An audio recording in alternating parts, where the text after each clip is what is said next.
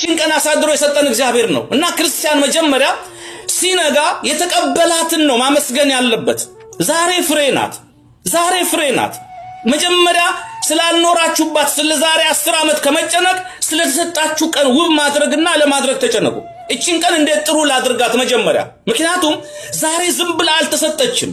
በጣም ትልቅ በረከት ናት። አሁን እቺ የምንነጋገርበት ሰዓት እጃችሁ ላይ እግዚአብሔር ባለ ስልክ ወደ እናንተ ሲመጣ ከባድ መለኮታዊ ሐሳብና አጀንዳ በእናንተ ላይ ስላለ ነው። አዳምጡ፣ ጆሮአችሁን ስጡ። ዛሬ የተሰጠችን የቀረንን ኃጢያት እንድንሰራ አይደለም። በቀረችን ጊዜ ንስሐ እንድንገባ ነው።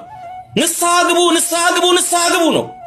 ንስሐ ግቡ ስንል እናንተን በደል ለመግለጥ አይደለም፣ የእግዚአብሔርን ምህረት በእናንተ ላይ ለመግለጥ ነው። ማንንም ንስሐ ግባ የማለት ደፍሮ የመናገር መብት የለውም በመለኮታዊ ምሪትና በእግዚአብሔር ሐሳብ ካልሆነ። ምክንያቱም ንስሐ ግባ ስል ምን አይተብኝ ነው ሊል ይችላል። አዎ መብቱ ነው። እኔ ግን በዋናነት እርሱን ከኃጢያቱ ጋር ማገናኘት ሳይሆን ከመሐሪው ከእግዚአብሔር ጋር ማገናኘት ነው። ለዓለም የታወጀን እግዚአብሔርን ምህረት ለዛ ሰው መንገርና በተሰጠችው ዛሬ ቀንን እንዲጠቀም ማድረግ ነው። ቀንን ተጠቀሙ። ቀን ፍሬ ነው። ትናንት ገለባ ነው፣ አልፏል። ብዙ ነገሮች በሕይወታችን መጥተዋል። ብዙ ውጣ ውረዶች ነበሩ። መኖራችን ነው። አርቲፊሻል ብርቱካንና ኦሪጂናል ብርቱካን ስታዩ ኦሪጂናሉ ጠውለግ ይላል፣ አርቲፊሻሉ ያብለጨልጫል።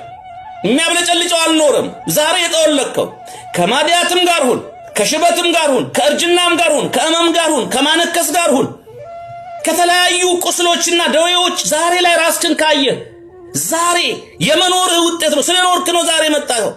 ስለዚህ እግዚአብሔር በመኖሩ ዛሬን አሳየህ። ብልጭልጭነትህ አብሮ ላይሆን ይችላል፣ ግን ዛሬ በረከት ናት። ዛሬ ኑር። መጀመሪያ የተሰጠህ ላይ አመስግን፣ ተመስገን በል። ዛሬ ትገኛለች፣ በረከት ናት። የቀረውን ኃጢያት እንድትፈጽም ሳይሆን በቀረቀን ንስሐ እንድትገባ እግዚአብሔር እቺን ቀን ለኔም ላንተም ሰጠን። ብዙ በድለናል፣ ብዙ ኃጢያት ሰርተናል፣ ብዙ ግፍ አድርገናል። በአፍ ብቻ ግን አይበቃም። ተግባራዊ ንስሐና ወደ እግዚአብሔር መመለስ ያስፈልጋል። ያየውን ሳያሳይ የሰማውን ሳያሰማ ሽፍን ክድን አድርጎ ዛሬን ሰጥቶናል። አንዳንድ ሰዎች ንስሐ ግቡ ሲባሉ ግሉኮስ እጃቸው ላይ ተሰክቶ የሚያውቁት ዶክተር እንኳን እንደሚሞቱና ጥቂት ቀን እንደቀራቸው እንደማይተርፉ ነግሯቸው ንስሐ ግቡ ሲባሉ ቆይ ትንሽ እስቲ ይላሉ። ምናልባት ከዳንኩኝ ተነስቼ ኃጢያት እሰራለሁ የሚል እቅድና ዓላማ ስላላቸው ሰው እስከ ሞት ድረስ ለኃጢያት ይታመናል። ሰው እስከ ሞት ድረስ ለክፋት ይታመናል። ሰው እስከ መጨረሻ ድረስ ለኃጢያት ጽናቱን ያሳያል። ሰው እስከ መጨረሻ ድረስ የሰይጣን ሯጭ መሆኑን ለማስመስከር ከራሱ ጋር ቃል ኪዳን ይገባል። ይሄ እኮ